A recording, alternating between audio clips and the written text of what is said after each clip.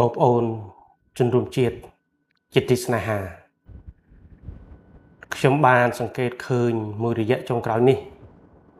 បងប្អូនមួយចំនួនដែលប្រើប្រាស់តាមបណ្ដាញសង្គម Facebook ពួកគាត់បានមានការចាញ់បោកនៅចិត្តសាស្ត្ររបស់ខ្មាំងអញ្ចឹងនៅក្នុងវេលានេះខ្ញុំចង់ចែករំលែកជូននៅយុទ្ធសាស្ត្រដែលគេវាយសមរភូមិក្រោយរបស់យើងអញ្ចឹងការធ្វើសង្គ្រាមមានពីរប្រភេទសង្គ្រាមចិត្តសាស្ត្រនិងសង្គ្រាមយុទ្ធភ័ណ្ឌសង្គ្រាមប្រើអាវុធផ្ទាល់កងទ័ពនិងកងទ័ពរីឯសង្គ្រាមចិត្តសាស្ត្រគេឲ្យប្រជាជាតិនោះដែលកំពុងច្បាំងជាមួយខ្លួននោះបាក់ទឹកចិត្តលែងមានការទុកចិត្តគ្នាលែងមានការឯកភាពគ្នាផ្ទៃក្នុងកាលណាតែបាក់ទឹកចិត្តកាលណាតែលែងទុកចិត្តគ្នាវានឹងបង្កអរិយភាពផ្ទៃក្នុងកន្លែងនេះមួយបងប្អូនដែលមិនបានទៅប្រយុទ្ធនៅជួរមុខត្រូវប្រុងប្រយ័ត្នព្រោះសម័យនេះគឺសម័យ Digital សម័យនៃការផ្ដល់ព័ត៌មានលឿនបំផុតតាមរយៈអ៊ីនធឺណិតព្រោះបងប្អូនមានទូរស័ព្ទដៃម្នាក់មួយហើយព្រឹត្តិការណ៍ដែលកំពុងតែជួបបច្ចុប្បន្ននេះបងប្អូនច្បាស់ណាស់គឺតាមដានស្ទើរតែដាច់បាយដាច់ទឹកហើយបាទសម្រាប់តែពេលគេងលក់ទេក្រោកស្មានបានទាញទូរស័ព្ទមើលស្មានហ្នឹងដើម្បីដឹងស្ថានភាពប៉ុន្តែបងប្អូនត្រូវប្រយ័ត្នអំពីចិត្តសាស្ត្ររបស់ខ្មាំងគេវាយឲ្យបងប្អូនបាក់ទឹកចិត្តលែងទុកចិត្តកងទ័ពលែងទុកចិត្តថ្នាក់ដឹកនាំយូរទៅជាបង្កើតនៅភាពមួយចលាចលក្នុងសង្គមរហូតដល់យើងបាក់ទឹកចិត្តបងប្អូនត្រូវចាំតែទិញពាក្យមួយថាយើងកំពុងរងគ្រោះដោយចោរមកប្លន់ផ្ទះយើងដោយចោរមករំលោភបំពានឈ្លានពានទឹកដីយើងតែទិញពាក្យនឹងឲ្យចាំហើយបងប្អូនត្រូវពង្រឹងស្មារតីថាក្នុងតម្លៃណាក៏ដោយបងប្អូនត្រូវត្រៀមខ្លួនជានិច្ចដើម្បីច្បាំងជាមួយចោររហូតដល់ដង្ហើមចុងក្រោយបើមិនដូចនោះទេចោរនឹងបានជោគជ័យដោយសារតែការបាក់ទឹកចិត្តរបស់បងប្អូនគិតមើលឡើងវិញអ្នកច្បាំងពិតប្រាកដគាត់មិនខ្លាចស្លាប់គាត់មិនត្អូញត្អែគាត់មិនផិតភ័យគាត់មិនដ្រាម៉ាគ្រប់កំភ្លើងលឺនឹងត្រចៀកគ្រប់នាទីគ្រប់ម៉ោងរៀងរាល់ថ្ងៃគេងមិនបានសម្រានមិនលក់បក់មិនលហើយបាយទឹកហូបមិនគ្រប់គ្រាន់ប៉ុន្តែពួកគាត់អត់បាក់ទឹកចិត្តអត់ស្លន់ស្លោទេពួកគាត់នៅក្រាញនៅលានដ្ឋានរបស់ពួកគាត់ដៃកាន់កាភ្លើងដើម្បីតស៊ូជាមួយខ្មាំងតស៊ូជាមួយពួកចៅចុះយើងគ្រាន់តែដេកនៅផ្ទះបាយហូបស្រួលហេតុអីបានបងប្អូនបាក់ទឹកចិត្តដោយសារតែព័ត៌មានបំបាក់ស្មារតីពីសត្រូវកន្លែងនេះមួយបងប្អូនត្រូវចាំបើយើងជាជនរងគ្រោះយើងត្រូវតែមានចិត្តក្រោកឈរទាំងអស់គ្នាយើងត្រូវត្រៀមខ្លួនជានិច្ចដើម្បីធ្វើជាខ្សែត្រៀមរបស់បងប្អូនកងទ័ពជួរមុខដល់ពេលវេលាមួយស្ត្រីក៏អាចកាន់កាភ្លើងបានដែរដើម្បីការពារបូរណភាពទឹកដីរបស់យើងកុំខ្លាចសត្រូវកុំខ្លាចស្លាប់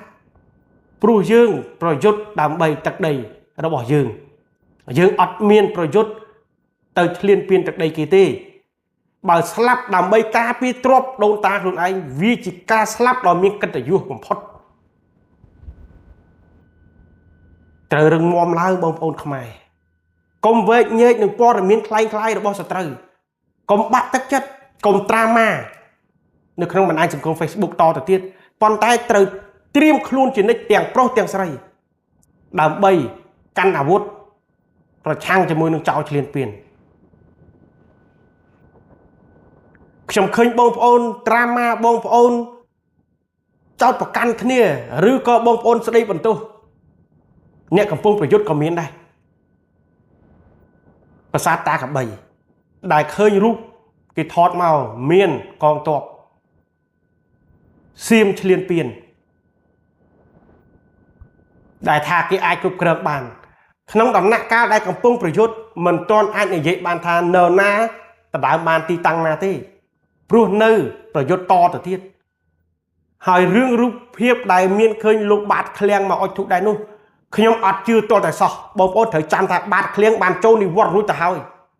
គ្មានសិទ្ធមកពាក់ខោអាវទ័ពចូលក្នុងសមរភូមិទៀតទេយ៉ាងច្រើនជាទីប្រឹក្សាទ័ពតែប៉ុណ្ណោះកន្លែងហ្នឹងគេកុហកយើងបានបាត់ហើយហ្នឹងយើងអត់ពិចារណាទេអីដូច្នេះខ្ញុំសូមទទូចឲ្យបងប្អូនខ្មែរគ្រប់រូបគ្រប់វ័យឈប់បញ្ចេញភាពទន់ជ្រាយតាមប្រព័ន្ធ Facebook ប៉ុន្តែត្រូវបញ្ចេញនូវភាពក្លាហានថាយើងត្រៀមខ្លួនជានិច្ចដើម្បីត្រៀមធ្វើជាខ្សែត្រៀមឲ្យបងប្អូនជួរខាងមុខថ្ងៃណាជាតិត្រូវការទាំងប្រុសទាំងស្រីយើងអាចកាន់អាវុធតតាំងជាមួយចៅបានបើពុំនោះទេស្មារតីយើងបាក់បែកចោលឆ្លៀនពៀនបានជោគជ័យអញ្ចឹងទឹកដីយើងហិនហោចពូជយើងនឹងខ្លាចជាពូជខ្ចាត់ព្រាត់យើងទឹកដីសល់ប៉ុណ្ណេះចាត់ទុកថាជាសំណាងអញ្ចឹងយើងបន្តការពារទឹកដីយើងប៉ុណ្្នឹងឲ្យគង់វង្សហើយកុំចោះញោមទៅធ្វើជាក្រោមអាណានិគមបោះរណានទាំងអស់ត្រូវធ្វើជាខ្លួនឯងជាខ្មែរឯករាជ្យមានទឹកដីត្រឹមត្រូវអញ្ចឹងទេសូមបងប្អូនឈប់ខ្វាយខ្វល់ព័ត៌មានពួកសត្រូវឈប់យកចិត្តទុកដាក់ជាមួយព័ត៌មានពួកខ្មាំងយើងត្រូវស្ដាប់ព័ត៌មានក្នុងស្រុកយើងជាពិសេសព័ត៌មានរបស់ថ្នាក់ដឹកនាំនិងរាជរដ្ឋាភិបាលព្រោះព័ត៌មានខាងក្រៅគឺជាព័ត៌មានបំបាក់ទឹកចិត្តបំភ័យបន្លាចនេះគេហៅថាព័ត៌មានចិត្តសាស្ត្របំបាក់តបខាងក្រៅខាងមុខមិនបាក់ទឹកចិត្តផងមិនខាងក្រោយបាក់ទឹកចិត្តត្រូវរឹងមាំឡើងបងប្អូនកលៈទេសៈនេះអត់អាចទន់ជ្រាយបានទេត្រូវត្រៀមខ្លួនស្លាប់ដើម្បីជាតិជានិច្ចទាំងប្រុសទាំងស្រីបើមិនដូច្នោះទេប្រជាជាតិខ្មែរយើងនឹងចុះអន់ថយហើយនឹងត្រូវបានជនជាតិសៀមបំពេញរហូតទៅដល់កូនចៅចំនួនក្រោយរបស់យើងរឿងតែមួយគត់សាមគ្គីភាពជាមួយខ្មែរនិងខ្មែរជាមួយកងទ័ពជាមួយរាជរដ្ឋាភិបាលជាមួយថ្នាក់ដឹកនាំគ្រប់ជាន់ថ្នាក់ស្ម័គ្រស្លាប់ដើម្បីការពារទឹកដីយើងទាំងអស់គ្នាខ្ញុំត្រៀមខ្លួនជានិច្ចដរាបណាចោលមិនទាន់ដកថយគឺខ្ញុំនៅតែតម្កល់ចិត្តថាជាតិនេះត្រូវស្លាប់ដើម្បីជាតិដើម្បីការពារទឹកដីខ្មែរពេលវេលាដែលរដ្ឋាភិបាលត្រូវការខ្ញុំនឹងចូលទៅភ្លាមខ្ញុំអត់មានខ្លាចស្លាប់ទេអញ្ចឹងខ្ញុំត្រូវតែបំរើជាតិត្រូវតែការពារទឹកដីអញ្ចឹងទេសូមបងប្អូនអ្នកលេងបណ្ដាញសង្គម Facebook កុំបន្លាចគ្នាឯងកុំវាយបំបាក់ទឹកចិត្តគ្នាឯងព័ត៌មានទាំងឡាយណាដែលចេញពីខាងខ្មាំងកុំជឿកុំ share កុំវិភាគយើងនឹងកល់ចិត្តមួយថាបើសិនជាវាបាត់បង់ទីតាំងណាមួយយើងត្រូវត្រៀមខ្លួនយកខ្លួនយើងទៅវាយយកទីតាំងនោះវិញនឹងបានគេហៅថាការពារទ្រព្យគឺជាកលបុត្រខ្មែរពិតប្រាកដយើងត្រូវរួមគ្នាដើម្បីទឹកដីដ៏កំសត់យើងមួយនេះកុំបំបែកបំបាក់គ្នាអីកុំបន្លាចគ្នាអីកុំបំភ័យគ្នាអីក្នុងលក្ខណៈនេះយើងត្រូវរួមគ្នាជាធ្លុងមួយទោះបីដំណឹងពីខ្មាំងយ៉ាងម៉េចយើងអត់ខ្វល់អ្វីដែលយើងខ្វល់ត្រៀមខ្លួនដើម្បីជំនួយឲ្យតបជួរមុខជានិច្ចនៅពេលដែលជាតិត្រូវការបាទសូមអរគុណ